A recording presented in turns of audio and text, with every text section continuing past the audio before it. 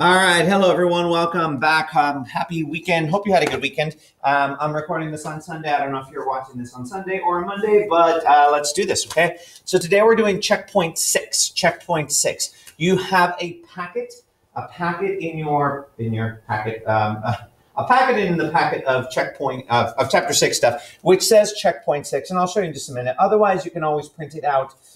And this is really one that you want to print out, not work off the screen of, okay? So, yeah, hopefully you can get that taken care of. Otherwise, if you don't have access to a printer and you don't have the packet, email me and I'll have it available on Monday if you're interested in that, okay? All right, you will need your handout and a pencil, okay? So let's get started with it. So the first thing I do need to do is, for most of you, you're pretty comfortable with this, but not everyone might be comfortable. So I just want to review this right now. So if you would please write y equals mx plus b on a piece of paper and actually take a minute and try to come up with as many of these labels as you can. Again, you've got to master this skill. This is something that's going on, you're going to see it again next year as well. So this is a mini impractical or informal quiz. So please pause the video and fill out these blanks, and then when you're done, unpause it and we'll compare it. Okay, here we go. Let's see what you got. So for y, the two main labels I'm looking for, the two main things I'm looking for are dependent variable and output. Dependent variable and output. For m, this is your growth, your parameter, your coefficient, your multiplier. Okay, it's what it's growing by, okay? The other thing we have been talking about is slope, and slope is the one that we're starting to go with more and talk about more with, okay? Slope.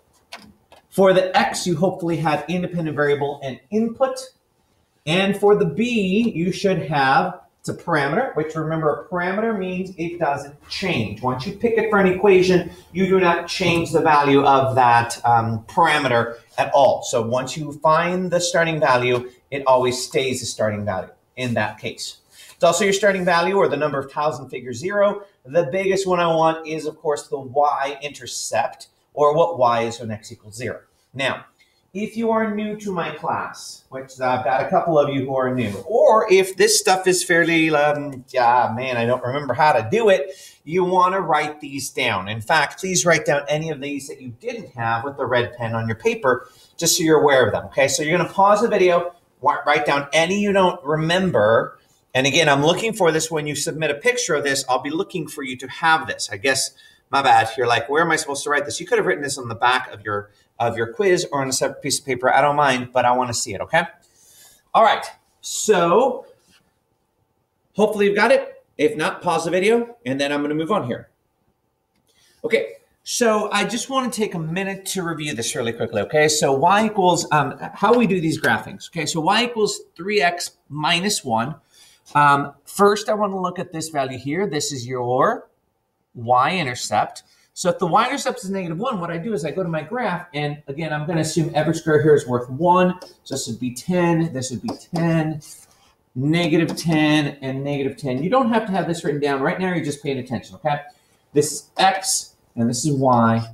Well, my y-intercept is -1, which means I would put a dot at -1. It's going to cross, or the y-intercept is -1. And then my growth is 3, which means I go over 1 to the right and up 3. Over 1 to the right and up 3, over 1 to the right and up 3, and I get my values. Now, if I did want to fill this in, I'd go backwards, 1 to the left, and down 3, down 3, down 3. There is the equation of this right here, with the y-intercept being at 0, 1, 0, -1, and my growth triangle, see it, growth triangle, 1 over and up 3. Now, for the second one, y equals -2x plus 5. Well, again, the y-intercept is at 5. So I go 1, 2, 3, 4, 5. It's right here. Y-intercept is at 0, 5. And then my growth in this case is -2. So I go 1 to the right and down 2. 1 to the right and down 2. 1 to the right and down 2. And I just keep going like that all the way down. If I wanted to work backwards, I can. I make my line. There's my line.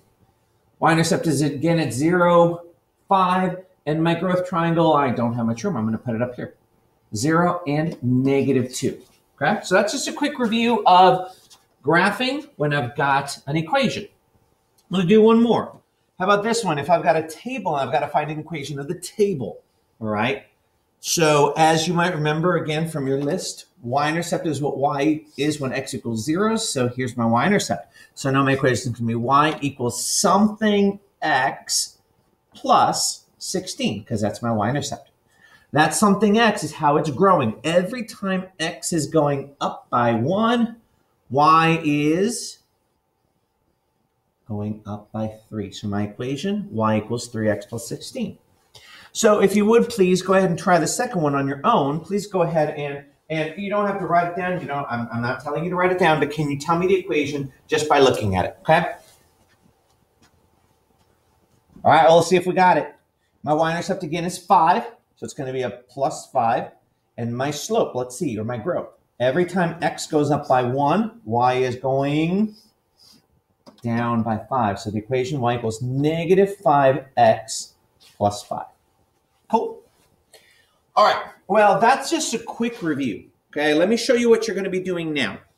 Your work now is to work on this worksheet. Now, this worksheet does have quite a few problems. It should look like this, and it's 5 pages. But now you're like freaking out about 5 pages. 5 pages only have what is a total of? Look at it, 10 problems, and these problems aren't bad. So some of them might be a little trickier than others. But what you're going to do is each one of them is going to give you some type of representation. Here's one that I have, all right? And they want you to make the rest of them. So I'm going to need to make a table and a rule. I'm going to do number 1 with you, okay? And maybe start you with number 2, but then you're on your own for the rest. Now, if you think you know how to do this, you can go ahead and pause the video, do number 1, and then compare. Otherwise, here we go. I do want, for my input, since all of these values are positive, I'm going to go ahead and go 0, 1, 2, 3, 4, 5, 6. And what points do I know? I know at 1, it's 4. I know at 3, it's 6. And I know at, well, this would be 5, right? At 5, it's 8. So then I'll look to fill in the blank. Well, okay, well, this is, okay, if this is, 5, it's 8, not, there we go. This here must be 7, and this must be 5, and then this must be 3, and this must be 9. Cool. All right, so my rule, y equals, now I know that my starting value, or my y-intercept, is going to be at 3, so it's going to be plus 3. And my growth, every time x is growing up by 1, y is going, 1x. Now, do I have to put the 1? I don't have to, but y equals 1x plus 3. That should be my equation for number 1. So there's the first one, and you see it's pretty straightforward if you remember how to do it. It's something we've done before, so hopefully that makes sense. I'm going to start you with number 2. Here's the thing about number 2.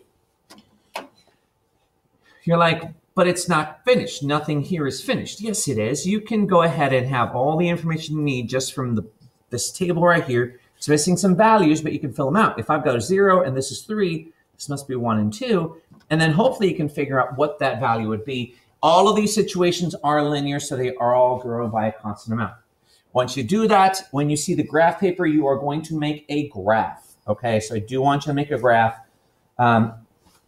Yeah. Do put the arrows and the X and Y, but you do not need to label like figure number and all that stuff, just X, Y. I'm going to let you assume that every score is 1. If you are not going to do that, if you're going to pick a different scale, just let me know. Okay. So, and then you're going to give me a rule. So that's it, everyone. Your task is to finish this up. You have until midnight on Monday night to turn this in, but it's these 5 pages here. And all of them have, this one here gives you an equation and wants you to make a table and a graph. Yeah. This one here, okay, number 4 gives you figure numbers. So the figure 1, 2, and 3, you've got to make a graph, a table, and a rule for that, okay? Number 5 gives you an equation. You want a graph and the rule. Number 6 gives you an Number 5 gives you a table. Number 6 gives you an equation, make the table and the graph. Number 7 gives you the graph. They want you to make a table and a rule. Number 8 gives you the figures. And number 9 gives you an equation. And number 10 gives you a table. Cool. So that is your task. If you got any questions, feel free to check with me or talk to me about it on Monday. Otherwise, I will see you on Tuesday. Don't forget to upload pictures of all of this onto your schoolwork for checkpoint number 6. All right, bye.